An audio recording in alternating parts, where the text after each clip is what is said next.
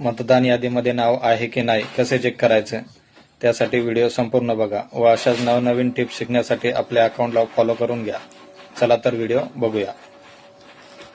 Play स्टोअरला येऊन ECINET या नावाने एक ॲप आहे, ते ॲप डाउनलोड करायचं आहे. त्यानंतर इथे तुमच्यासमोर असा इंटरफेस येईल. इंटरफेस आला की 4 नंबरचा ऑप्शन आहे, search your name in voter list, यावर क्लिक करायचं व इथे तुमचा वोटर ID नंबर टाकायचा आहे. वोटर नंबर ID टाकून सर्च करायचं आहे. ते तुमचा असा डिटेल्स ओपन होऊन जाईल. पूर्ण ओपन डिटेल्स झाले की पुढे एक ऑप्शन आहे परत सर्च युअर डिटेल्स.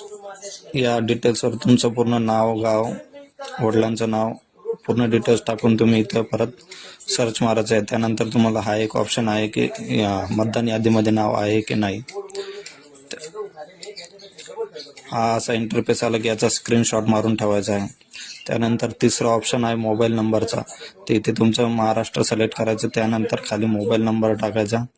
तुमच्या मतदानला मोबाईल नंबर लिंक असला तरच इथे तुमचं मतदान कार्ड म्हणजे मतदान यादीमध्ये नाव आहे की नाही ते समजू शकेल. शेवटचा पर्याय आहे QR कोडचा. तुमच्या मतदानवर जो QR कोड आहे तो इथे स्कॅन मारायचा आहे व बघायचं आहे मतदान यादीमध्ये नाव आहे की. असं एक